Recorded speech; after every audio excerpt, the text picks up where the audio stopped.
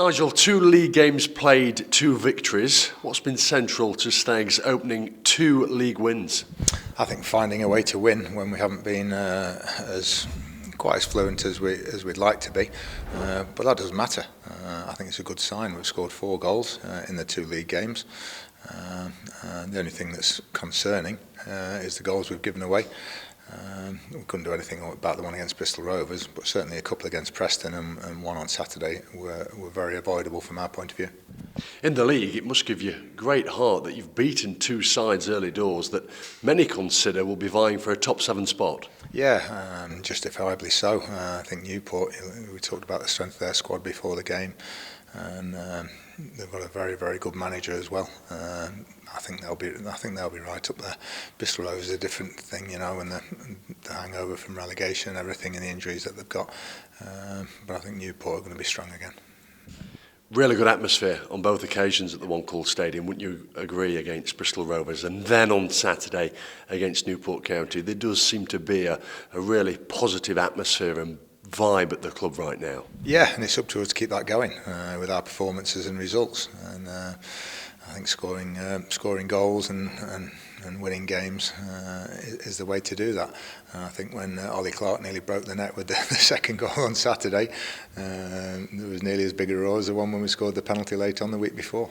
What have the players said to you early on about the atmosphere at the One Call Stadium? They're enjoying it. They really are, and they've missed it.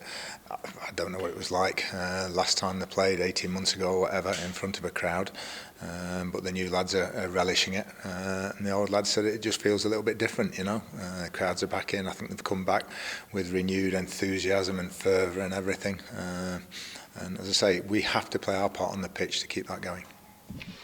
We start our away day campaign tomorrow night at Colchester United. Might there be, on the whole, broadly speaking, a different style or strategy away from home? I don't think so, no. I think that's one of the things we tried to do towards the end of last season. Try and play the same way. And we're certainly not set up to go away from home and defend for 89 minutes and try and nick a goal. We'll be as positive as we can. And you think back to some of the, certainly the last day at Port Vale and some of the away performances, even at Salford in the defeat. First half we were very good indeed. I think the key will be not giving daft goals away. And then can we finish some of the chances? I always fancy us to score, well, to create chances. And then can somebody finish them? Let's speak a little bit about the hosts, Colchester United. It was a season of struggle for them last term. How do you think they'll fare this time around? Much, much better. I think it was a sort of strategy. I remember reading towards the end of last season where they took a bit of a gamble and released players or whatever, and went with quite a young, inexperienced squad for the last few months, thinking that they had enough to stay up, and then sort of putting some resources into this season. So the first part of the plan worked. They stayed up, and I think they've signed some excellent players. We talked about the 4 from Ipswich Town. I think all were played in the Championship. Scouse, Chambers, Judge, and Sears. All very, very good players and going to improve any League 2 side. They've not had an ideal start. What are they like under Aidan Mullins? I think they'll just be finding the way. The teams, we're talking to Mike Flynn after the game on Saturday in Newport, and he said, the sort of work in progress. They bought 13 players, we've bought 8. Most teams have had a big turnover in the summer, and it's going to take more than 2 or 3 games for everything to settle down. And I think Colchester in that bracket.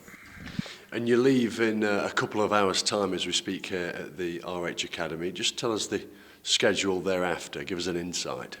Yeah, well, we don't really like going overnight for night matches, but it's just too much on one day. And you get a problem on a motorway or anything. It's best part of 4 hours. So even if you went there in the morning and came back, you're still doing over 8 hours travelling during the day, and then you're looking ahead of recovery and preparation for Saturday. That's not ideal. So we train late on Monday afternoon while it's still light nights. We'll get away about sort of 6:30, get down there, quick snack, straight to bed, bit of training in the morning, rest in the afternoon, ready for the game at night.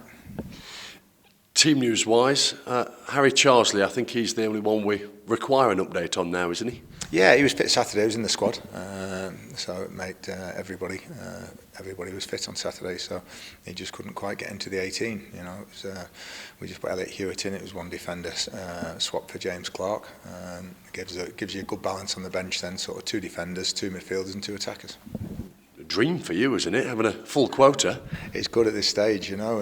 I think any team that's come through pre-season, and we didn't quite manage it for the first day, but you know, in the first week or 2 of the season, if you've got everybody fit, it's a very good sign. Safe trip later. Thank you.